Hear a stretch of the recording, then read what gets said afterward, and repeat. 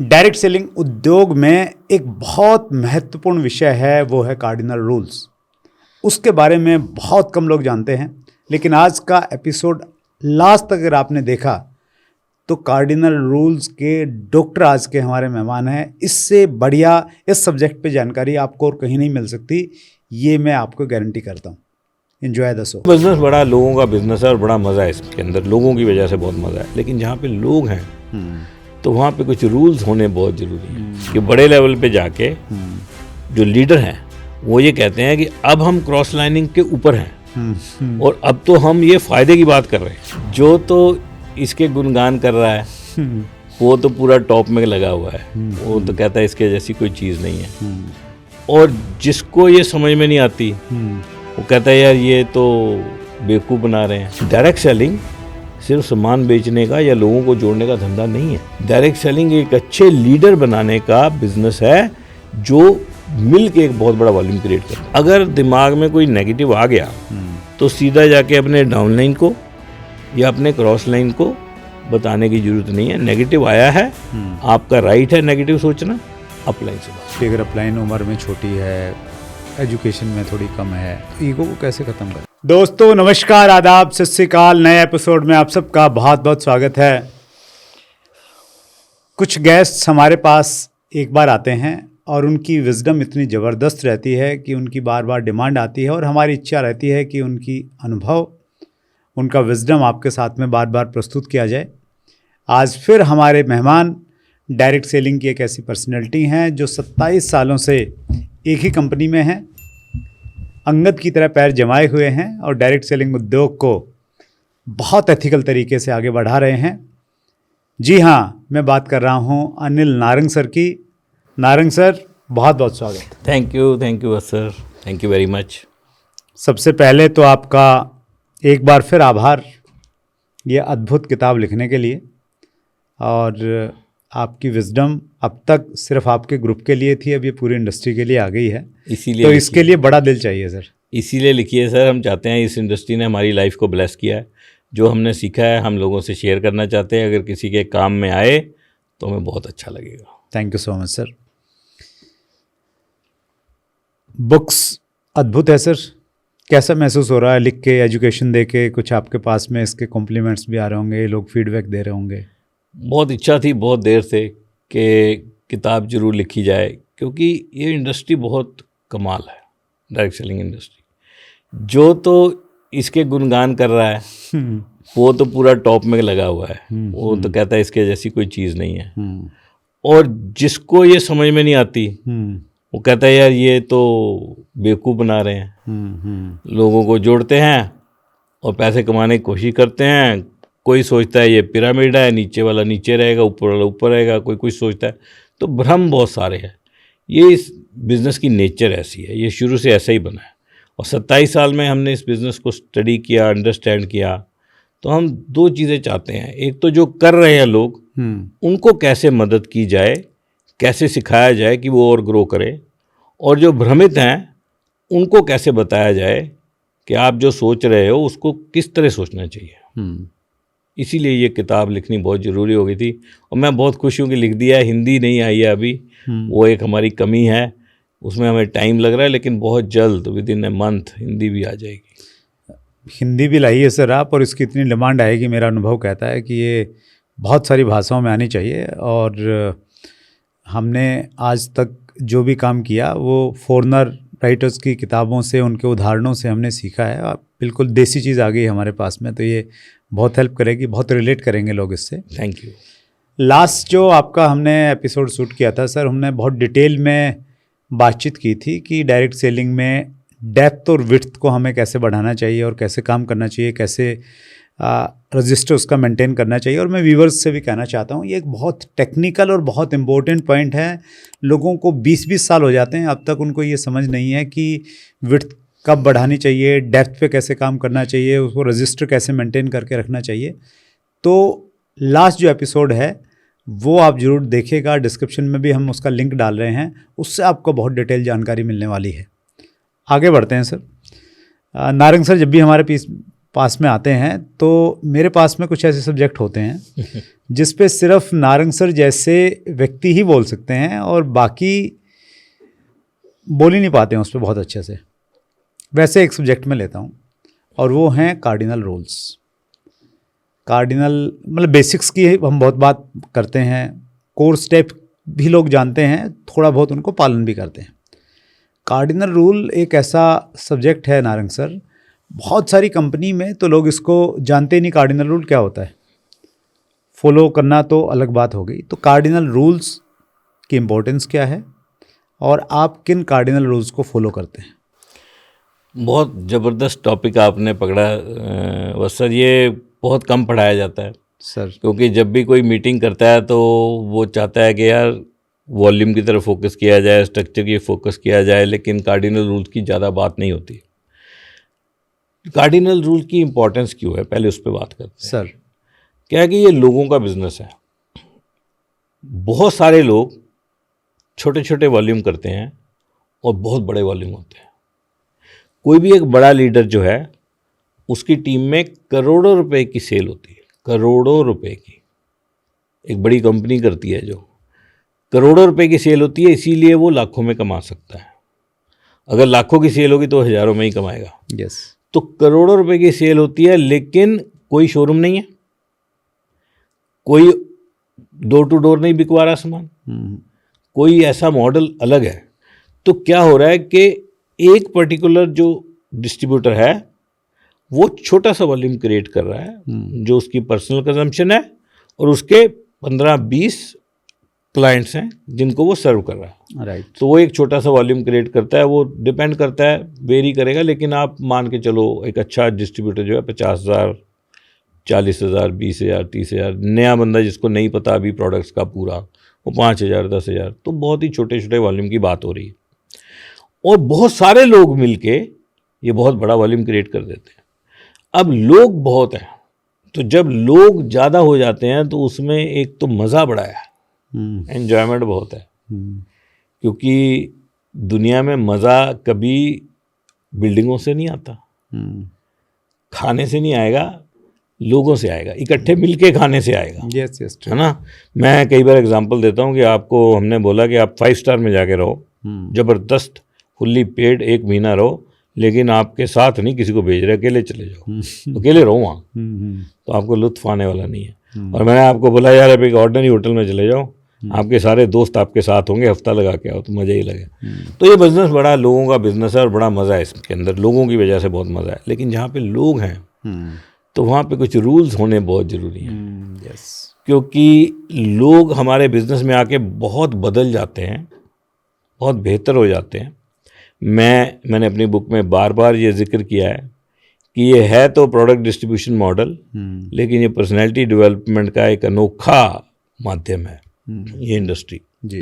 लोग बहुत निखर के आते हैं इसमें, बहुत अच्छे स्पीकर बनते हैं, बहुत अच्छा माइंडसेट बनता है, बहुत अच्छी सोच बनती है, हेल्थ के बारे में नॉलेज, एटीट्यूड के बारे में नॉलेज, सबकॉन्शियस माइंड की पावर के बारे में नॉलेज, स्पोकन वर्ड्स की नॉलेज, ये सारी नॉलेज इस इंडस्ट्री में भर भर के मिलती है, क्योंकि सब चाहते हैं कि अच्छे लीडर बने और लीडरशिप के ऊपर इन्वेस्ट करती हैं कंपनियां। हमारी कंपनी ने अच्छे लीडर को चुन के IIM कलकत्ता भेजा पहले। अच्छा। मैं भी गया IIM कलकत्ता में, हॉस्टल में रहे हम, वहाँ पढ़ाई की। अच्छा। फिर उसके बाद IIM अहमदाबाद भेजा, IIM अहमदाबाद में गए, वहाँ फिर से पढ़ के आए लीडरशिप। क्या पढ़ाया उन्होंने? Leadership enablement programme. अच्छा, ओके। लीडरशिप एनेबलमेंट प्रोग्राम है उनके, लेकिन पढ़ाने वाले IIM अहमदाबाद के टीचर थे, उन्होंने पढ़ाया। और हम उनके बाद में उनके क्लासरूम्स में हम जाके हमने क्लासेस अटेंड की, उनके कैंपस में गए। तो ये हमारी कंपनी ने ये पैसा हमारे ऊपर क्यों लगाया, और उन्होंने चुने अच्छे लीडर, एक लेवल के ऊपर के, हम भी थे लेकिन हमारे से नीचे वाले बहुत सारे लेवल के लोग थे। तो उन्होंने ये काम क्यों किया कि अपने लोगों को अच्छे लीडर बनाए, क्योंकि डायरेक्ट सेलिंग सिर्फ सामान बेचने का या लोगों को जोड़ने का धंधा नहीं है। डायरेक्ट सेलिंग एक अच्छे लीडर बनाने का बिजनेस है जो मिल के एक बहुत बड़ा वॉल्यूम क्रिएट करते हैं। लीडरशिप डेवलप, मैंने इसके बारे में बुक में बात की है, अपने इन कोर्सेज के बारे में थोड़ा सा मैंने जिक्र किया है कि हम वहाँ से क्या सीख के आए। मैंने वहाँ की लर्निंग भी, जो वहाँ से हमने सीखा था सर, वो लर्निंग भी मैंने यहाँ पे शेयर की है। बहुत सारी लर्निंग्स जो वैसे भी हम लोग करते हैं, लेकिन उन्होंने बहुत स्ट्रक्चर्ड तरीके से कराई। मैं आपको सिंपल बात बताता हूँ, एक सिंपल रामायण पे एक लेक्चर था, प्लीज़।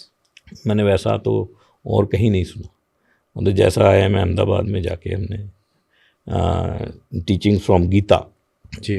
जो हमने सुनी, तो वो बहुत ही ज़बरदस्त था। क्या है सर वो? मतलब उन्होंने जो उन्होंने सिखाया अपने हिसाब से, उस हिसाब से बहुत जगह से हमने सीखा, लेकिन बहुत जगह से हमने पढ़ा भी था, लेकिन वो कुछ क्वालिटी अलग थी। मंत्र मुग्ध हो गए थे हम लोग, मतलब अच्छा। मेस्मराइज हो गए थे। उनकी क्लासेस में बहुत सारे ऐसे केस, बहुत सारी केस स्टडीज़ हमें करवाई, मतलब बड़ी बड़ी कंपनियों की केस स्टडीज़ से सीखने का मौका मिलता है। एक्चुअली जो हमारी बुक है ये भी केस स्टडी है, वो केस हम है एक्चुअली कि एक बंदे के साथ क्या कर सकती है ये इंडस्ट्री, तो केस स्टडी है ना। तो आफ्टर ऑल मैंने सिविल इंजीनियरिंग की थी, फिर पोस्ट ग्रेजुएशन की, मैंने पोस्ट ग्रेजुएट डिप्लोमा किया इंडस्ट्रियल रिलेशन पर्सनल मैनेजमेंट में, फिर अच्छी अच्छी जॉब्स की, फिर इस इंडस्ट्री में आके अपना कैरियर बनाया।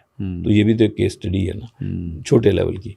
तो छोटे लेवल की केस स्टडी एक किताब में लिखी है। तो मैं ये कह रहा था कि लोग हैं, राइट, बहुत सारे लोग हैं, जहाँ पे लोग हैं वहाँ पे कुछ रूल्स चाहिए। किसी जैसे तरह का बंदा समाज ने भी बना रखे हैं, समाज ने rules, बना society, रखे हैं, समाज में भी रूल है ना, देश को चलाने के लिए देश को संविधान बना चलाने हुआ के है। लिए रूल हैं, सड़क पे चलने के लिए रूल हैं, रेड लाइट्स लगी हुई हैं, स्पीड लिमिट्स लगी हुई हैं, राइट राइट। इसी तरह जैसे स्पीड लिमिट लगी हुई हैं, इसी तरह हमारे बिजनेस में देखा गया कि जब लोग आते हैं उन्हें कुछ तो सिखाएं कि वो अच्छे इंसान बने, ताकि लोगों को उस संगत में आके मज़ा आए, राइट, उनको अच्छा लगे। तो वो 6 कार्डिनल रूल्स मैंने इस बुक में लिखे हैं, वो तरह तरह से सिखाए जाते हैं।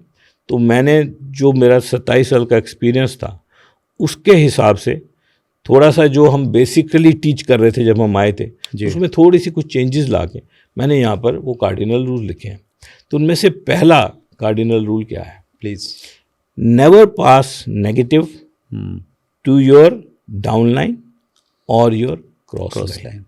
अगर दिमाग में कोई नेगेटिव आ गया तो सीधा जाके अपने डाउनलाइन को या अपने क्रॉस लाइन को बताने की जरूरत नहीं है। नेगेटिव आया है, आपका राइट है नेगेटिव सोचना, अपलाइन से बात करो, अपलाइन से जाके बात करो। पर ये नहीं कि सारा नेगेटिव जाके आपने डंप ही कर देना। अपलाइन को आप ये मत सोचो कि वो एक डस्टबिन है या वो कोई गार्बेज डंप है कि सब नेगेटिव वहाँ डंप करेंगे। आपके जेन्युइन कंसर्न है, नेगेटिविटी आ रही है, जरूर क्लैरिफाई करो, क्योंकि जब तक माइंड क्लियर नहीं तब तक काम नहीं होगा, ठीक है ना। लेकिन वो क्लैरिफिकेशन डाउनलाइन से लेने की जरूरत नहीं है। डाउनलाइन के ऊपर नेगेटिव नहीं डालना, और क्रॉस लाइन से तो कभी बात ही नहीं करनी चाहिए नेगेटिव की। ये मेरे मन में नेगेटिव है, नेगेटिव सोचना ठीक है पर उसकी बात नहीं करनी चाहिए। इसका बहुत बड़ा इम्पॉर्टेंट रीज़न है क्या कि नेगेटिविटी जब आप अपने क्रॉस लाइन से बात करोगे, उसको तो आपके बिजनेस में इंटरेस्ट है नहीं, तो वो नेगेटिविटी में मज़ा बड़ा है। नेगेटिव बातें करने में, चुगलियाँ करने में जैसे मज़े आते हैं ना, तो वो नेगेटिविटी है तो ही मज़ेदार ही है। पर वो नेगेटिविटी जो है ना वो बढ़ती रहती है। मैंने अपने करियर में, मेरी अपनी टीम में सर ये देखा कि हमारे कुछ लीडर थे जो थोड़ा एक अच्छे लेवल पे भी थे, लेकिन उनके मन में कुछ कुछ क्वेश्चन थे, उन्होंने हमारे से नहीं क्लियर किए। मैं उनके अपलाइन में था, मेरे से नहीं क्लियर किए, मेरे से बात नहीं की, लेकिन आपस में अपने डाउनलाइन में और किसी को बुला के उनको बिठा के नेगेटिव डिस्कशन, नेगेटिव कंपनी के बारे में, कंपनी को तो ये करना चाहिए, यहाँ पर तो ये होता है, यहाँ पे तो ये नहीं होता, ऐसे प्रोडक्ट लाने चाहिए, ये तो है नहीं, ये प्रोडक्ट क्यों है। तो ये क्वेश्चंस हैं, है ना। तो इस क्वेश्चंस को आप नेगेटिव वे में प्रेजेंट करोगे तो ये नेगेटिव है, और अगर आप सवाल के रूप में पूछोगे, अपलाइन से पूछोगे या कंपनी से पूछोगे तो सवाल है कि जवाब आपको चाहिए, आप जरूर लो। तो नेगेटिविटी जब आप करते हो बहुत ज़्यादा डिस्कशन नेगेटिव, तो नेगेटिविटी सिर पे चढ़ जाती है, और नेगेटिव सोच के पॉजिटिव रिजल्ट कभी नहीं आते। तो इसको रूल बना दिया, पहला रूल। इसको मैं अपनी टीम में ऐसे बोलता हूँ सर कि negativity is a poison.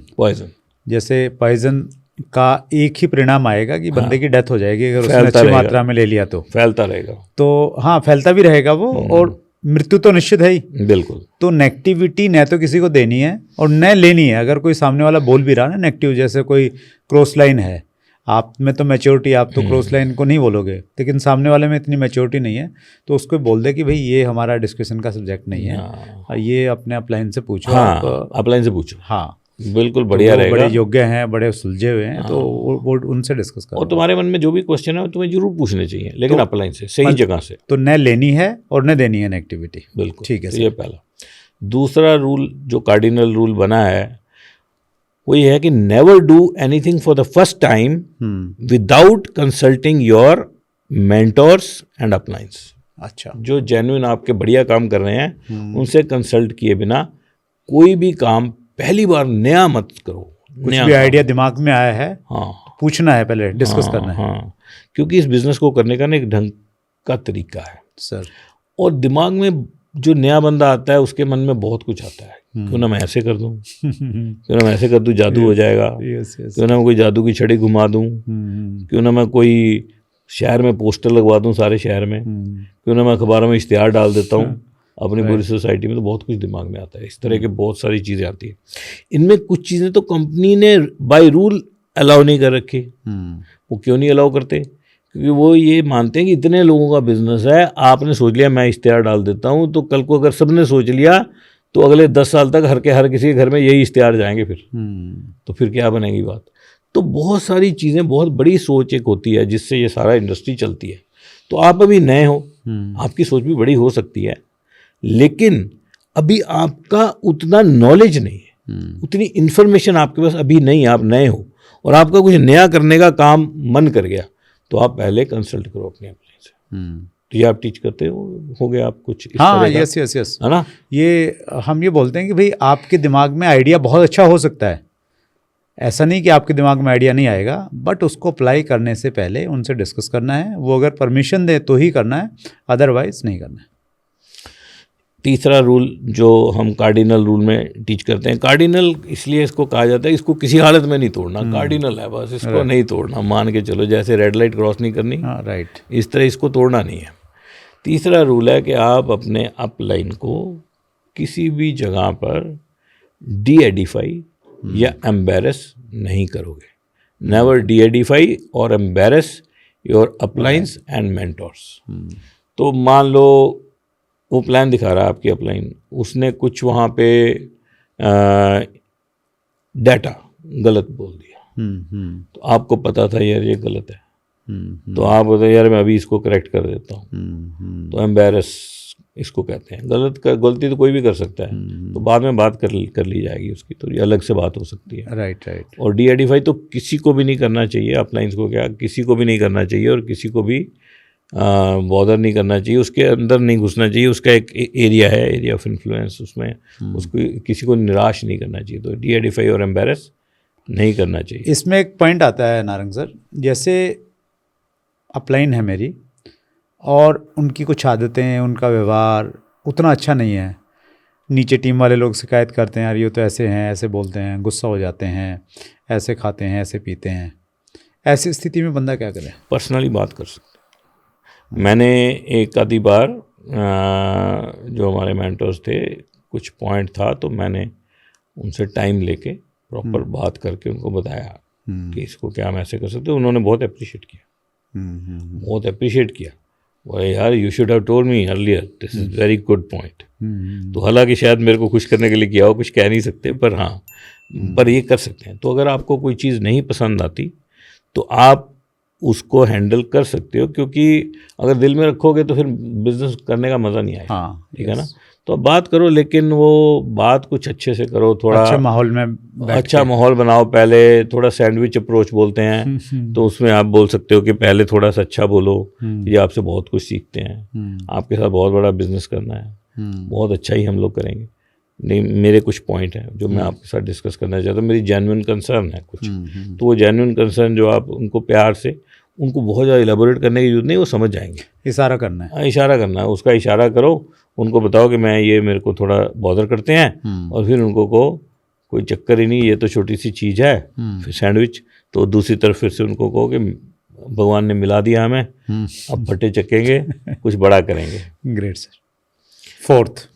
Fourth is very very important sir. Financial boundaries कभी क्रॉस नहीं होनी चाहिए। अकाउंटेबिलिटी हमेशा 100% रहनी चाहिए। हमारा बिजनेस है, किसी ने पैसे दे दिए मेरे लिए किताब ले आना, किसी ने पैसे दे दिए मेरा ऑर्डर लगा देना, किसी ने बोला आज मेरा कार्ड यूज़ कर लो, आपका कार्ड यूज़ कर लेता हूँ, आपने किसी का कार्ड यूज़ कर लिया, ऑर्डर लगा लिया, तो फाइनेंस वैसे तो क्लीन रह जाए तो बहुत ही बढ़िया है। पर बिजनेस है, कहीं ना कहीं पैसे की हैंडलिंग हो जाती है, मीटिंग्स में हो जाएगी, है ना, कोई मीटिंग के पैसे आ जाएंगे, कोई आप कोई पिकनिक कर रहे हो मान लो, तो कहीं ना कहीं पैसे हो जाए, तो उसकी अकाउंटेबिलिटी जो ना फाइनेंशियल जो है इंटेलिजेंस 100% रहनी चाहिए। उसमें इसको हम ये भी कहते हैं never mess with anybody's money. तो किसी का जो पैसा है उसके साथ मैस नहीं करना, उसकी हेरा फेरी नहीं करनी।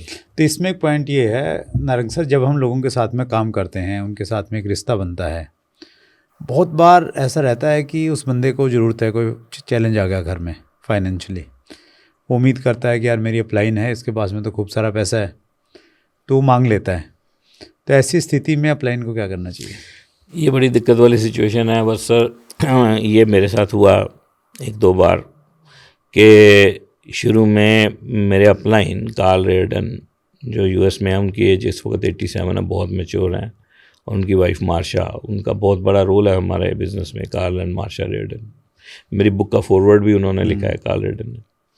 और उन्होंने मेरे को कहा था कि यार इसमें ऐसी सिचुएशन आएंगी तो तुमने इसको 100% अवॉइड करना है। अच्छा, 100% अवॉइड करना है। अवॉइड करने के तरीके उन्होंने कुछ हमें बताए, चलो बता दो 1-2, थोड़ा हाँ हेल्प हो जाएगी। उसके बारे में बात करते हैं सर। और उन्होंने बोला कि उसको बोलो कि मेरे को ये अपलाइन नहीं मना कर रखा है कि यार इस चक्कर में नहीं पड़ना, क्योंकि बहुत सारे लोग हैं, तो अगर हम ये ऐसे एक दूसरे से फाइनेंशियल डील करेंगे तो वो अल्टीमेटली रिलेशन ख़राब होने के बहुत बड़े चांसेस हैं। लेकिन इंडिया में थोड़ा माहौल बहुत ज़्यादा फ्रेंडली हो जाता है, तो मैंने कुछ बार सर्टेन टाइम्स मैंने ये फाइनेंशियल सपोर्ट दी। जैसे कोई आया, उसने बोला कि 15 दिन के लिए सिर्फ पैसे चाहिए, मैंने दे दिए, लेकिन वो निकल गए 3-4 साल, वो पैसे नहीं आए वापस। उनकी भी दिक्कत रही होगी, ऐसा नहीं मैं कह रहा कि वो जेन्युइन नहीं थे, वो जेन्युइन थे, लेकिन उनको कोई दिक्कत आ गई है ना, उनको चैलेंज आ गया, फाइनेंशियल है तो कुछ भी हो सकता है, उससे ना बिजनेस पे भी इम्पैक्ट होता है। ठीक है, या तो बहुत ही ज़बरदस्त प्रेम बनाए रखो, बड़ा मुश्किल है। तो अब मेरे से कभी ना कभी ये डिमांड आती रहती है, तो मैं उनको 2 बातें बताता हूँ। अगर यार मेरा ना इस मामले में एक्सपीरियंस है जो ठीक नहीं हुआ, और काल ने शुरू में भी गाइड किया था मेरे को, तो अब मैं ये बंधा हुआ हूँ इस सिचुएशन में कि आई एम वेरी सॉरी कि मैं ये फाइनेंशियल हेल्प नहीं कर पाऊँगा, क्योंकि इसमें हम दोनों का नुकसान होगा अल्टीमेटली। तो इसको आप मेरी तरफ से ना समझें, और हम मिलके कुछ और बड़ा करेंगे, बहुत बड़ा करेंगे बिज़नेस में, और कुछ आपको हेल्प चाहिए तो वो ज़रूर करेंगे, लेकिन इसमें थोड़ी मेरी बाउंड्री बन गई है। मतलब मुश्किल होता है मना करना, पर ये भी बड़ी जल्दी पता लग जाता है टीम में कि यार ये इनसे ये बात नहीं करनी है। मेरा जो एक्सपीरियंस रहा नारंग सर, मैंने बहुत सारा पैसा ऐसे टीम में दिया, और डाउन लाइन नहीं, बहुत बार तो क्रॉस लाइन में भी गया। मुझे एक बार तो अच्छे से याद है, कोई एक क्रॉस लाइन के व्यक्ति थे और उनका एक्सीडेंट हो गया। तो जब आप हॉस्पिटल में जाते हैं, ऐसी स्थिति देखते हैं, तो आप इमोशनल और ज़्यादा हो जाते हैं। तो मैंने बोला यार किसी हेल्प की ज़रूरत हो तो बताना। तो 1-2 दिन बाद उनका कॉल आया कि सर ऐसे ऐसे ऑपरेशन होना है, और वो सब तो दे दिया। तो फिर वो रिश्ते ही ख़त्म हो जाते हैं सर। वही ना चैलेंज है, क्या करें, बीच में करना भी पड़ता है, लेकिन अवॉइड करना चाहिए 100%। जितना हो पाए इसको अवॉइड करना चाहिए, क्योंकि लोग बहुत है ना बिजनेस में। कई बार हमें लगता है यार इसको हेल्प नहीं करेंगे तो ये यार रिश्ता टूट जाएगा, बिजनेस छोड़ जाएगा। मुझे ऐसा लगता है उस समय तो शायद वो ना भी छोड़े, लेकिन पैसे दे दिए तो फिर छोड़ने के चांसेस ज़्यादा है। वो बल्कि ज़्यादा ख़राब है, पैसे देने के बाद ज़्यादा ख़राब होता है। और ये कार्डिनल रूल ये भी ब्रेक ही करने वाली बात है, ये कोई बढ़िया बात नहीं है। और फाइनेंशियल इतना ज़्यादा कितना करोगे आप, क्योंकि टीम्स बहुत बड़ी है ना, तो हज़ारों लोग, तो दिक्कत देखो, पैसे की दिक्कत तो कहीं भी किसी को भी हो सकती है, लेकिन अगर आप इसमें ज़्यादा इन्वॉल्व होगे तो बिज़नेस ख़राब ही होगा अल्टीमेटली। और कार्डिनल रूल अगर बना है तो सिंपली फॉलो करना है, उसमें कोई सोचने वाली बात मेरे ख्याल से होनी नहीं चाहिए। होनी नहीं चाहिए। फाइनेंशियल इंटेलिजेंस की बात है, आपको किसी के पैसे के साथ मैस नहीं करना, उसका पैसा खराब नहीं करना, और अपना पैसा भी किसी को दे के बिजनेस खराब नहीं करना। Great sir. फिफ्थ पे आते हैं। फिफ्थ बहुत ही इंपॉर्टेंट है, ये थोड़ा और भी टेक्निकल है। किसी की ego, never mess with anybody's ego. हर इंसान चाहे वो किसी भी लेवल पे हो, उसके अंदर एक आत्मसम्मान होता है, और अगर आप उसको हर्ट कर देते हो तो वो कभी नहीं भूलेगा। कहते हैं आपने क्या किया, क्या स्टेज से बोला, वो लोग भूल सकते हैं, लेकिन आपने किसी को कैसा महसूस करा दिया वो कभी नहीं भूलेगा। He will never forget how you made him feel. Feeling की बात है, वो दिल की बात है, हुआ आपके लफ्ज़ों से है। इसलिए मैं भगवान से हमेशा प्रेयर करता हूँ, भगवान हमारे मुंह से कुछ ऐसा मत निकलवा देना जो कभी किसी को हर्ट कर जाए, क्योंकि एक बार निकल गया वापस तो आएगा नहीं। ये वर्ड बड़े खतरनाक चीज़ है, निकल जाते तो वापस नहीं आते। और अगर किसी को हर्ट कर दिया तो ये कार्डिनल रूल तो ब्रेक हुआ ही हुआ। आप बंदा भी लूज कर दोगे और आप इमेज भी खराब कर लोगे अपनी। तो never mess with anybody's ego. किसी की ईगो कभी खराब मत करो। राइट। हर किसी की सेल्फ वर्थ होती है। मैंने अपने बुक में वर्ड लिखा है सेल्फ वर्थ। तो ईगो से भी थोड़ा और बड़ी चीज़ है कि हर किसी का एक सेल्फ वर्थ है, तो वो उसको कभी भी खराब मत करो। राइट। और छठा आखिरी, जिसने बहुत सारे बिजनेस खराब किए हैं सर, नो क्रॉस लाइनिंग। अपने क्रॉस लाइन के साथ जाके और बिजनेस की डिस्कशन, तेरा कैसा स्ट्रक्चर है, मेरा कैसा स्ट्रक्चर है, तेरी कितनी फ्रंट लाइन है, मेरी कितनी फ्रंट लाइन है, तेरी कितनी डेप्थ है, तेरे कितने पैसे है, मेरे कितने पैसे है, तू कैसे करता है, तेरी अपलाइन कैसी है, मेरी अपलाइन कैसी है, कंपनी कैसी है। तो क्रॉस लाइनिंग कभी नहीं करनी। क्रॉस लाइन जैसे होता है एक सास की दो बहू, वो अगर इकट्ठे मिलके बात करेंगी वो भी सास की, तो वो फिर चुगलियों में पहुंच जाएगी जल्दी। तारीफें तो एक दो कर सकती हैं, लेकिन चुगलियां बहुत हो जाएंगी। तो ये क्रॉस लाइन में क्या होता है ना, वो कंपनी के बारे में पॉजिटिव थोड़ा सा बोल तो सकते हैं, लेकिन जब नेगेटिव बोलना शुरू करेंगे ना तो वो लंबा चलेगा फिर, क्योंकि उसमें उनको आपस में बिजनेस इंटरेस्ट है नहीं। राइट। तो क्रॉस लाइन के साथ ये बहुत बड़ी बात है। और हमारे जो बहुत बड़े बड़े लीडर थे जिनसे हमने इस बिज़नेस को बहुत ज़बरदस्त सीखा शुरू में, शुरुआती दिनों में हमने सिर्फ कार्ल और मार्शा से बिज़नेस नहीं सीखा, बल्कि बहुत बड़े बड़े क्राउन एम्बेसडर्स आए जो बड़े बड़े लीजेंड हैं जो वर्ल्ड में, उन्होंने टीच किया। तो वो ये टीच करते थे कि उन्होंने अपने कैरियर में बहुत सारे बिजनेस को ख़त्म होते देखा है क्रॉस लाइनिंग की वजह से। तो हम नोट कर लेते थे, नोट्स बना ले, लेकिन हम इंटरनलाइज कभी नहीं कर पाए कि यार इससे कितना बड़ा नुकसान हो जाएगा। आखिरकार इतना टीच किया जाता है, तो टीच करते थे तो हम फॉलो करते थे, लेकिन हमने अपने बिजनेस में देख लिया, हमने देख लिया कि अपनी आंखों से देख लिया कि क्रॉस लाइनिंग की वजह से बिजनेस खत्म हो गए, और वो बिल्कुल बच सकते थे। बंदे अच्छे थे, बिजनेस बढ़िया किए उन्होंने, लेकिन क्रॉस लाइनिंग ने और नेगेटिविटी ने, जो पहला कार्डिनल रूल था, ये दोनों बड़े खतरनाक, एक दूसरे को पॉइजन देके और दोनों ने अपनी डेथ सुनिश्चित कर ली। दोनों। मैं इसको इस रूप में बोलता हूँ सर कि अगर आप क्रॉस लाइन से काउंसलिंग ले रहे हो या पूछ रहे हो कि यार क्या करूँ, चल नहीं रहा है, तो इसका मतलब ये है कि आप अपनी पूरी LOS का अपमान कर रहे हैं। आप ये कह रहे हैं कि यार मेरी अपलाइन को कुछ नहीं मालूम, तो बता दे यार। हाँ, तेरे से समझ जल्दी आएगा। हाँ, और उसने बताना नहीं है, उसने उल्टा ही करना काम। हाँ, और धीरे धीरे नेगेटिव डिस्कशन शुरू हो जानी है और वैसे खराब हो जाएगी। लेकिन कुछ लोग बड़ा इसका विरोध करते हैं सर, विरोध करते हैं कि नहीं यार इतनी भी क्या कि हम दुश्मन थोड़ा ना है, हम क्यों नहीं बात कर सकते आपस में। मैंने अपनी बुक में यहाँ तक लिखा है कि बड़े लेवल पे जाके जो लीडर हैं वो ये कहते हैं कि अब हम क्रॉस लाइनिंग के ऊपर हैं, और अब तो हम ये फायदे की बात कर रहे हैं, हमारी डिस्कशन से कुछ अच्छा निकल के आएगा, हम नेगेटिविटी नहीं फैला रहे। मैंने लिखा है इसमें क्लियर। लेकिन वो अल्टीमेटली वो कार्डिनल रूल था, उन्होंने ब्रेक किया, तो वो उनको नुकसान हुआ। और डुप्लीकेशन है ना सर, ऊपर से आप ब्रेक करेंगे तो नीचे उसका मैसेज कहीं ना कहीं जाएगा। बिल्कुल। नारंग सर, आप जैसे लोगों से जो सीखा है उसकी वजह से मैं ऊपर वाले की कृपा से बहुत कॉन्फिडेंस के साथ कहता हूँ कि पिछले 25-26 सालों से मैं इंडस्ट्री में हूँ, मैंने कभी क्रॉस लाइनिंग नहीं की। आज भी क्रॉस लाइन की जो मर्यादा है ना, जो लाइन है, वो लाइन क्रॉस नहीं करता मैं। कमाल। सामने वाला कोई उतना मैच्योर नहीं है तो उससे भी मैं चुपके से गली से निकल जाता हूँ मैं, ताकि उसको फील भी नहीं हो और मैं निकल भी गया। आपने तभी कमाल कर रखे हैं इंडस्ट्री में। अरे सर, कमाल आप पूरे जैसे लोगों से सीखा है, बस उसको इम्प्लीमेंट करने की कोशिश करते हैं सर। ज़बरदस्त इम्प्लीमेंटेशन आपकी ऐसी ज़बरदस्त है कि आपने तो पूरे झंडे गाड़ दिए हैं डायरेक्ट सेलिंग इंडस्ट्री में। आपका नाम बहुत बहुत ज़्यादा रिस्पेक्ट से लिया जाता है। बहुत you, कमाल नारायण का सर। लेवल आपने अचीव किया है। वो अगर ऐसा है तो उसमें आप जैसे जो मेंटर्स हैं उनका बड़ा कंट्रीब्यूशन है। और बस एक ही प्रयास किया सर, जो अच्छी चीज़ लगती है उसको बस इम्प्लीमेंट कर लेते हैं, बस ये ऊपर वाले ने क्वालिटी दी है। और मैं व्यूअर्स से भी ये कहना चाहता हूँ कि देखिए, अगर आपने कुछ अच्छी बात लगी है ना, तो मुहूर्त मत निकलाओ कि यार कल से शुरू करेंगे। आज नारंग सर ने कार्डिनल रूल बताया ना, पहले क्या हुआ छोड़ दो, आज समझ में आ गया तो आज के बाद में कार्डिनल रूल्स, मतलब कार्डिनल रूल्स उसको ब्रेक नहीं करना है किसी भी कीमत पे, तो फिर आप भी बहुत आगे बढ़ जाओगे ज़िंदगी में।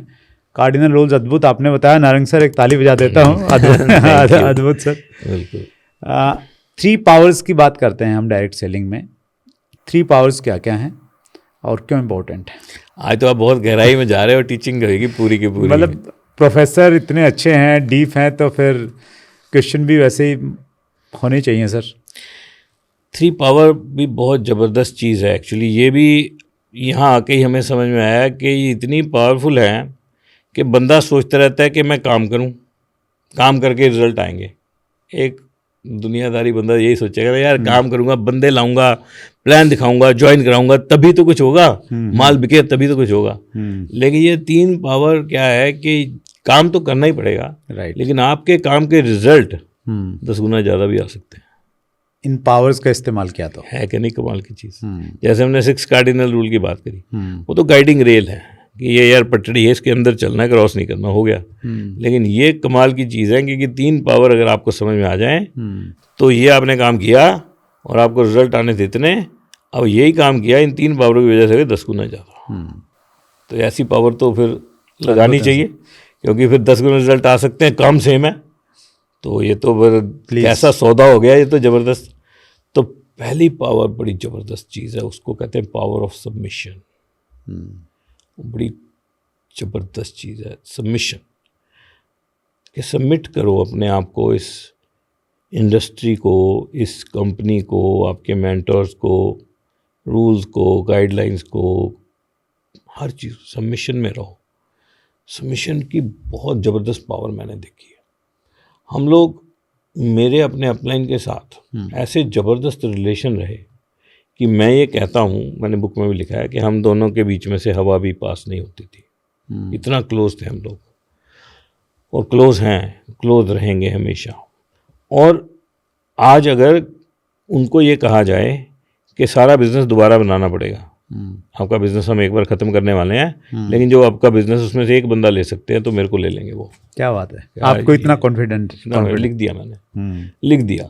और अगर मेरे को दोबारा मौका मिले इस बिज़नेस को करने का और अपलाइन चूज़ करने का चांस मिले 100 बार, तो जितनी बार बिज़नेस करूँगा अपलाइन वही चाहिए। तो इतना हम लोग सबमिशन में, इतना मैं हो गया उनके साथ। अब जब बंदा इतना सबमिट हो जाता है अपने अपलाइन को, अपने मेंटर्स को, तो उनकी जो इच्छा है आपके अचीव करने की, आपकी इच्छा से कई गुना बढ़ जाती है। मान लो आप मेरे टीम में हो और आप मेरे को बताया आप पूरी तरह सबमिटेड हो मेरे साथ। अब आपकी इच्छा है कि आप अपने बिजनेस में एक लेवल अचीव करो, कोई भी आपके मन में टॉप लेवल है, इंडिया का हाईएस्ट लेवल या एक लेवल है जो आप अचीव करना चाहते हैं, तो मेरी इच्छा आपके अचीव करने की आपकी इच्छा से भी बड़ी हो जाती है।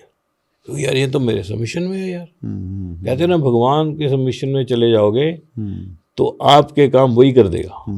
वो तो चलो एक हाइपोथेटिकल चीज़ है ना, लेकिन वो फीलिंग है। लेकिन यहाँ पर मैंने एक्चुअल में देखा है, जब हमने इस बिज़नेस में डायमंड जाना था, तो हम, क्योंकि हम इतना सबमिशन में थे काल की, तो हमारी डायमंड जाने की इच्छा से भी ज़्यादा तीव्र उनकी इच्छा हो गई। वो रास्ता ढूंढते थे कैसे इनको ले जाएंगे, क्या करें, कैसे करें। और हमें मोटिवेशन हर जगह पे हमें हाइप देना, सिखाना, कोशिश करना, यार कुछ भी हो जाए इसको तो अब बस अब हो जाए। उनकी दिन रात, उनको दिन रात यही लगता था यार ये कैसे होगा। तो पावर ऑफ सबमिशन एक बहुत बड़ी पावर है, और ये पहली पावर है जो आपके रिजल्ट बढ़ा देगी, काम आप सेम करोगे। तो व्यक्ति ईगो में रहता है बहुत बार कि मैं ज़्यादा जानता हूँ, ज़्यादा नॉलेज है, मेरी अपलाइन, स्पेशली अगर अपलाइन उम्र में छोटी है, एजुकेशन में थोड़ी कम है, तो ईगो को कैसे ख़त्म करें? देखिए, आपको जब ये समझ में आता है कि भाई काम तो मेरा ही होना, अगर डायमंड की बात करते हैं, अगर डायमंड तो मैंने जाना है और उसका इम्पैक्ट मेरी लाइफ में बहुत बड़ा पड़ने वाला है, मेरे स्टेटस पे, मेरी रिकॉग्निशन पे, मेरी रिस्पेक्ट पे, मेरी इनकम पे, वो तो मेरा है ना जी। और अगर उसमें मैं अपने अपलाइन को सबमिट हो जाऊं और वो जल्दी हो सकता हो तो क्यों ना सबमिशन में, क्या नुकसान क्या है? ईगो का फ़ायदा क्या होगा? अगर आप सबमिशन में नहीं जाते हो तो अकेले तो लगे ही रहोगे, सबमिशन में जाओगे तो साथी मिल जाएगा, जैसा भी होगा उसका तो मन कर जाएगा ना पूरा, उसकी इच्छा ज्वलंत हो जाए। दुनिया में कौन है जो चाहता है आप अचीव करो सिवाय आपके पेरेंट्स के? एक इशू और आता है नारंग सर, माना मेरी एलओएस में मेरे डायरेक्ट आप हैं, मेरी आपसे उतनी बनती नहीं है, आप ग्रोइंग हैं और सही जा रहा है आपका, लेकिन आपके ऊपर में एक अपलाइन है, उससे मैं डायरेक्ट कनेक्शन करने की कोशिश करता हूँ, क्या ये सही है? ये एलओएस में ऊपर जाके करना, हाँ। देखो इसमें कोई गलत नहीं है, इसमें जो ऊपर वाला है ना उसका फिर रोल आ जाता है कि वो आपको कैसे जोड़ेगा, ठीक है ना? नहीं देखिए, कायदे से तो उसकी अपनी प्रायोरिटीज़ हैं, हाँ। ये वाला ग्रुप उसका अगर काफ़ी स्ट्रॉन्ग है, हाँ, तो नेचुरली स्ट्रॉन्ग है, क्योंकि वो हेल्प करेगा ही नहीं, उतना वो करेगा नहीं, इन्वॉल्व भी नहीं होगा। अब मैं आपसे ले नहीं रहा हूँ, हाँ। उससे लेना चाहता हूँ, हाँ। उसकी कंडीशन ऐसी है कि वो हेल्प कर भी नहीं पा रहा, खुल के शायद बोल भी नहीं पा रहा है, उसमें फिर और कहानी खराब हो जाती है। अपलाइन जो ऊपर वाला है ना उसको नीचे वाले को जोड़ने की कोशिश करनी चाहिए और नीचे वाले को ज़्यादा एक बंदा छोड़ के ऊपर जाने का ट्राई नहीं करनी चाहिए। इतना कोई, ये कोई बेस्ट केस सिनेरियो नहीं है, अनलेस कि आपको बिल्कुल ही आपके डिफरेंस ऑफ ओपिनियन हो जाएं। अपना काम खुद कर सकते हो, लेकिन मैं इसको क्रॉस लाइनिंग के एरिया में तो नहीं लेके जाता। नहीं, क्रॉस लाइन, हाँ, क्योंकि ऊपर गया ना तो ऊपर जाना कोई बुरा नहीं है, लेकिन इसमें उसको अपना लॉस नज़र आना चाहिए कि जो आपने बात बताई उसका डायरेक्ट इंटरेस्ट तो है नहीं, सीधा तो बन नहीं रहा, उतना बन भी रहा है लेकिन उतना नहीं ना बन रहा, उतनी तीव्र उसकी इच्छा नहीं हो रही, प्रायोरिटी नहीं है, तो उतना जोश उसमें नहीं रहेगा आपकी अचीवमेंट के लिए। तो कोशिश, देखो ह्यूमन रिलेशन है, अगर आपकी किसी से नहीं बन रही तो बन सकती है। मैं तो ये जानता हूँ कि आप बैठ जाओ, आप मॉडल ऐसा बना है डायरेक्ट सेलिंग का कि फायदा तो उसको आप ही को ग्रो करके होगा, नहीं तो एक दूसरे से फायदा होगा, एक दूसरे वैसे तो चलना नहीं, चलना तो इसी तरह है। तो आप बैठ के बात कर सकते हो और अपलाइन जो ऊपर वाला है उसको कोशिश करनी है उन्हीं को जोड़े तो बेस्ट है। Great sir. सेकंड पावर पे आते हैं सर। सेकंड पावर तो बहुत ही कॉमन है, पावर ऑफ यूनिटी। तो इस पे तो बहुत बार बात करनी पड़ती है एज ए अपलाइन। मेरे को कई बार हमारे जो डाउनलाइन है ना तो उनके आपस में थोड़ी रहती है, थोड़ी बहुत, कई बार, क्योंकि लोग हैं, ह्यूमन नेचर अलग ह्यूमन नेचर है, कुछ ना कुछ क्रॉस लाइन्स हैं, कोई अपलाइन है, कोई डाउनलाइन है। कई बार डाउनलाइन तेज़ी से ग्रो कर जाती है, ये भी है ना, बीच वाला नहीं ग्रो कर पाए, नीचे वाले के पिन हाई हो गए, उसकी रिस्पेक्ट ज़्यादा होगी, तो वो सब थोड़ा फिर ह्यूमन नेचर की वजह से ये चलता है। तो यूनिटी का मैसेज बार बार देना बहुत ज़रूरी है और पावर ऑफ यूनिटी को समझना बहुत ज़रूरी है। ये 3 पावर में लिखी गई है, तो इसका मतलब बहुत इम्पोर्टेंट है। तो पावर ऑफ यूनिटी पे काम करना चाहिए, क्योंकि देखो एक हमारी दुनिया है डायरेक्ट सेलिंग, बहुत सारे बंदे बाहर हैं, वो पहले ही ढूंढ रहे हैं यार ये सही कर रहे नहीं कर रहे, तो पहले ही नेगेटिविटी है। फिर आपकी इंडस्ट्री में आपके थोड़े से लोग हैं, बहुत सारे तो और किसी और के नीचे हैं, तो आप अपने लोगों में तो यूनिटी रखो। इतना ही है इसका रोल कि यूनिटी चाहिए टीम के अंदर, आपकी टीम के अंदर, आपकी अपलाइन के साथ, अपनी डाउनलाइन के साथ। आपकी अपलाइन तो आप बदल नहीं पाओगे, वो तो वही रहेगी, उसके साथ यूनिटी बनाना आपकी जिम्मेवारी है। आपकी जिम्मेवारी, आप उसके साथ यूनिटी बनाओ और नीचे भी बनाओ और उसके साथ मिलके पूरी यूनिटी बनाओ। तो पावर ऑफ यूनिटी बहुत बड़ी पावर है। मुझे लग रहा है सर, यूनिटी के साथ जब हम रहते हैं तो एक माहौल बनता है, काम करने में मज़ा आता है और फिर वॉल्यूम बढ़ जाता है। बिल्कुल, फिर वो सब कुछ वॉल्यूम क्या, लोग और आते हैं देखा देखी, जब वो देखते हैं यार यूनाइटेड टीम है, नए लोग अट्रैक्ट होते हैं, एक माहौल बन जाता है। बिल्कुल, उनके रिलेशनशिप अच्छे है, एक पूरी मीटिंग का, पूरे सेमिनार्स का, पूरे एक ऑर्गेनाइजेशन का माहौल ही बदल जाता है। यूनिटी के साथ तो माहौल ही बदल जाता है। हमने अभी देखा है हमारे कुछ लोग हैं जो आपस में जिनको एक दूसरे से वो क्रॉस लाइन है, लेकिन हमारी वजह से वो यूनिटी इतनी रहती है कि उनके ऐसे रिलेशन बन गए हैं कि वो अब एक दूसरे को भाई लगने लगे हैं, भाई बहन लगने लगे हैं, इतने अच्छे रिलेशन बन गए हैं। तो वो एक अपलाइन अगर यूनिटी बनाए तो वो सब निकल के आता है। ग्रेट, बड़ा ज़बरदस्त। और मैं उसमें एग्जांपल देता हूँ सर कई बार कि केला है ना, अगर वो अकेला है, टूट गया है, तो उसकी कीमत कम हो जाती है, और इकट्ठा रहता है तो फिर उसकी कीमत ज़्यादा है। अंगूर हैं, अंगूर तो भयंकर ही गिर जाता है। बिल्कुल ही। तो वैसे ही लोग हैं मेरे ख्याल से। बिल्कुल बिल्कुल, यूनिटी बिल्कुल इसी तरह से, ये एग्जांपल बहुत बार हम भी देते हैं। डेफिनेटली यूनिटी में बहुत पावर है, यूनिटी की चमक अलग है। और यूनिटी अट्रैक्ट करती है लोगों को, दूसरों को अट्रैक्ट करती है। तो ये बिजनेस भी अट्रैक्ट करने का है। यूनिटी से जो एनवायरनमेंट बनता है वो बड़ा ज़बरदस्त बनता है। और एक मैं हमेशा लिखता हूँ किताब में भी, environment is more powerful than will power. Environment की तो पावर बहुत है ना। वो एनवायरनमेंट बनाना किसने? हमने बनाना है, तो यूनिटी बनाएगी। तो पावर ऑफ यूनिटी, दूसरी पावर लिखा गया तो वो तो बनेगी। और तीसरी power final, power of spoken words. ये तो सदियों से चल रहा है ना। ये तो बोलते थे शुभ शुभ बोलो, आपकी ज़ुबान पे सरस्वती बैठी है, हमारे बुजुर्ग बोलते थे, है ना। गुरबानी में लिखा गया, नानक नाम मुक्ते जो बोले, यहाँ हुआ सच हुए। तो कहते जो आप बोलोगे वो कभी ना कभी सच होगा। तो कभी भी नेगेटिव वर्ड नहीं बोलने चाहिए। इसके ऊपर तो बहुत हमारी कुछ वीडियोस हैं हमारे यूट्यूब पे। मेरे वाइफ बिंदु की भी एक वीडियो है, वो बहुत बात करती हैं पावर ऑफ स्पोकन वर्ड पे। तो स्पोकन वर्ड हमेशा सही रखने हैं, कॉन्शियसली अनकॉन्शियसली। कभी स्पोकन वर्ड सही रखो, मुंह से मत निकालो। वो कहते हैं आप हमेशा ये सोचो कि आपके यहाँ पर कंधे पे एक छोटा सा इनविजिबल प्राणी बैठा हुआ है। अच्छा। और जब आप कुछ बोलते हो तो वो पूछता है is this what you want, क्या यही चाहते हो। जैसे बच्चा आपका और उसने कुछ शरारत करी तो आपने बोला ये खोता ही है यार, ये बड़ा हो गया ना धक्के ही खाएगा। बोल दिया आपने कि ये बड़ा होके धक्के खाएगा। तो वो क्रिएचर बैठा हुआ पूछता है, कहता है यही चाहते हो, is this what you want, आप चाहते हो धक्के खाएं। तो बोले नहीं मैं तो नहीं चाहता। फिर बोला क्यों? फिर क्यों बोला, है ना। ठीक है, वो शरारत कर रहा है तो आप ये बोलो यार बड़ा शरारती है, बड़ा होके कुछ बड़ा ही करेगा, है ना। शरारती बच्चे बड़ा भी तो करते हैं, है ना। बड़ा होके कुछ बड़ा ही करेगा, तो क्यों ये बोल रहा है कि धक्के खाएगा। तो इसी तरह से हमारे बिजनेस में कि जैसे मान लो स्ट्रगल कर रहे हो आप, तो आपको लगता है यार कि अभी तो इसमें एफर्ट लगेंगे, तो आप बोल सकते हो ना कि मैं स्ट्रगल कर रहा हूँ, बहुत कुछ सीख रहा हूँ, तो बहुत बड़ा बिजनेस होने वाला है, उसी का अंदेशा है। तो मैं तो इसमें अब मैं डायमंड बनने वाला ही हूँ। बोलने से तो बनोगे नहीं ना, लेकिन ना बोलने से तो नहीं बनोगे।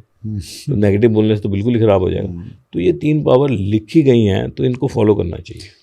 पावर ऑफ स्पोकन वर्ड को मैंने बड़ा अपनी लाइफ में अप्लाई किया सर। जब मैंने सुना कि 3 पावर्स होती हैं, तो जैसे कई बार है ना हेडेक हो गया थोड़ा सा, तो पहले मैं बोलता था घर पे आ गया हेडेक हो गया, सिर में दर्द, आज पता नहीं क्या हो गया। तो मैं हेडेक तो है, मैं उसको चेंज कर देता हूँ कि यार आज हेडेक बहुत था, धीरे धीरे ठीक हो रहा है, थोड़ा सा ठीक हो रहा है और मुझे लग रहा है ठीक हो जाएगा। तो उससे कहीं ना कहीं दिमाग में शायद मैसेज भी जाता है और ऐसा फील होने लग जाता है यार ठीक हो रहा है। हाँ बिल्कुल बिल्कुल, पावर स्पोकन वर्ड तो बहुत मैंने एक्सपीरियंस किया अपनी लाइफ में बहुत।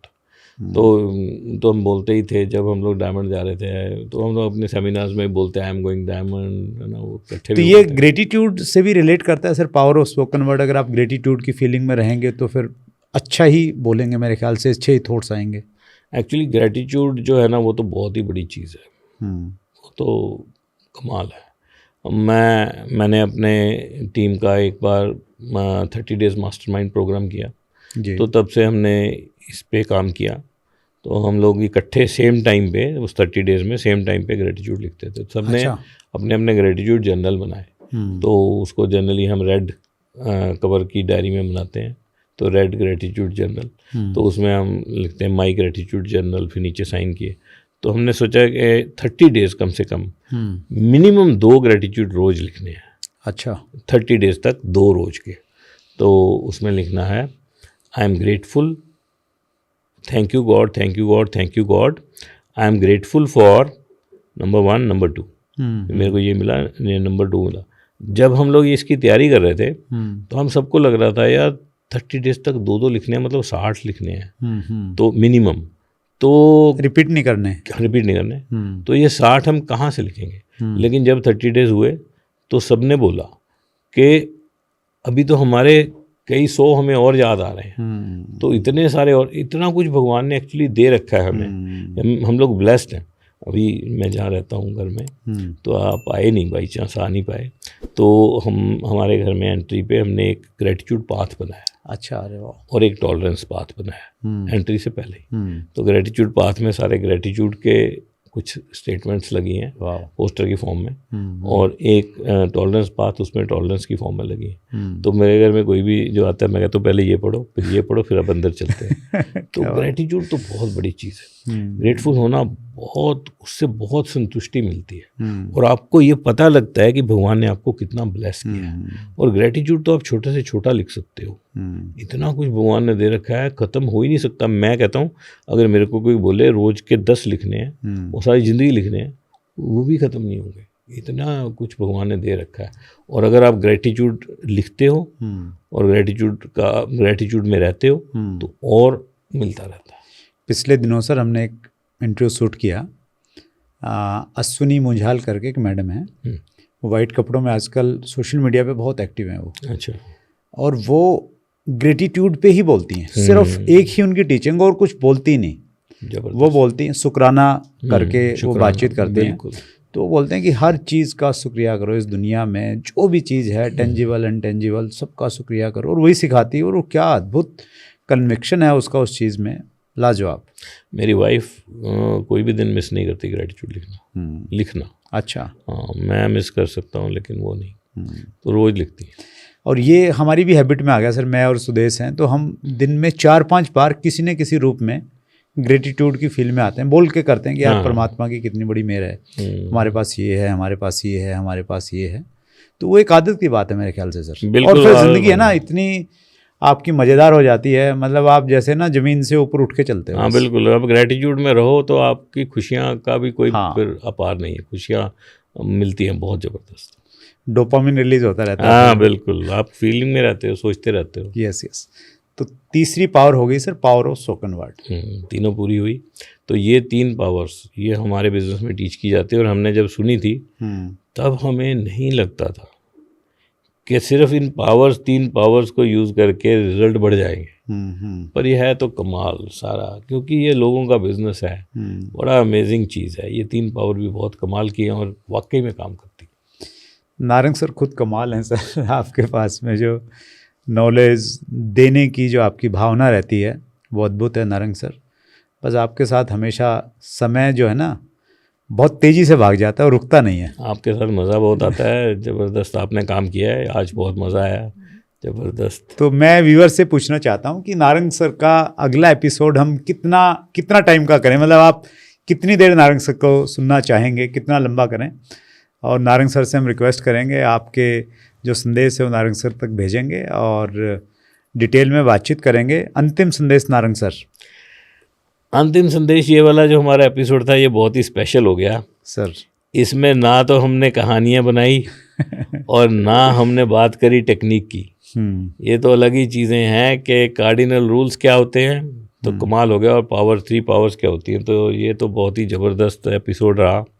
ये ऐसी चीज़ें हैं जो बंदा अपने लाइफ में अप्लाई करे तो खाली ये बिज़नेस ही नहीं, एक्चुअली उसकी लाइफ भी बेटर हो सकती है, एक बेहतर इंसान बन सकता है, अपने आसपास अपने सराउंडिंग्स को इम्पैक्ट कर सकता है, एक अच्छी ज़िंदगी अपनी और अपने एसोसिएट्स की, सबकी, अपनी फैमिली की बना सकता है।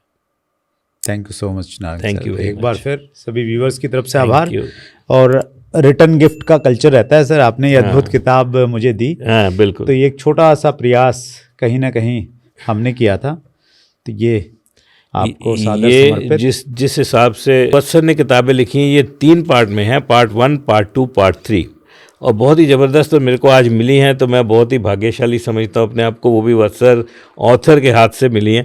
पहली बार है जब मैं किसी ऑथर की किताब उससे ले रहा हूँ, ये फर्स्ट टाइम है हमारे साथ, तो मैं बहुत भाग्यशाली समझता हूँ अपने आप को कि मेरे को ये ऑथर की किताबें ऑथर के हाथ से मिली हैं, और इन्होंने ये जो 3 पार्ट में बुक लिखी हैं, जो पहला पार्ट है ये बेसिक्स के बारे में है कि हमारे बिज़नेस में क्या बेसिक्स करने हैं, और हमारे बिज़नेस में एक बहुत बड़ा कंसेप्ट है कोर का, जिसके 8 स्टेप्स हैं। तो ये 2 किताबें इतनी ज़बरदस्त हैं कि 4 स्टेप तो इसमें हैं और 4 स्टेप पार्ट 3 में हैं। तो 8 स्टेप को कवर करने के लिए 2 किताबें लिखी, बहुत ही डिटेल में सारा कुछ कवर हुआ है। तो ये तो मैं कहूँगा कि ये तीनों किताबें मिल के, और चौथी आने वाली है, ये तो डायरेक्ट सेलिंग की यूनिवर्सिटी बन गई, और हर किसी को पढ़ना चाहिए। और जिसने ये पढ़ ली उसके लिए कंप्लीट बिजनेस की नॉलेज हो गई। बस उसके बाद तो काम करो और फट्टे चक्को। चौथी में सर कार्डिनल रूल्स ही आने वाले हैं, जो आपने बातचीत की, मेरा काम आसान कर दिया सर आप। बिल्कुल ज़बरदस्त ज़बरदस्त कार्डिनल रूल आएंगे, भी जाके किताबें पढ़ते हैं, मज़ा आएगा। Thank you so much Narang sir, बहुत बहुत धन्यवाद। धन्यवाद। अगर आप अभी तक इस एपिसोड में बने हुए हैं और आपने चैनल को सब्सक्राइब नहीं किया है तो जल्दी से सब्सक्राइब कर लीजिए। अगर आप सब्सक्राइब करेंगे हमारी संख्या बढ़ेगी, तो कहीं ना कहीं हम नारंग सर जैसे जो वैल्यूएबल गेस्ट हैं उनको हम ला पाएंगे, आप तक पहुंचा पाएंगे, अच्छी वैल्यू दे पाएंगे। नारंग सर की किताब का लिंक हम लोग नीचे डिस्क्रिप्शन में दे रहे हैं। अद्भुत नॉलेज आपको मिलेगी, ये मैं गारंटी करता हूं। अगले मंगलवार को रात्रि 8 बजे फिर एक बड़ी शख्सियत से मुलाकात होगी। अपना ख्याल रखिएगा। बहुत बहुत धन्यवाद।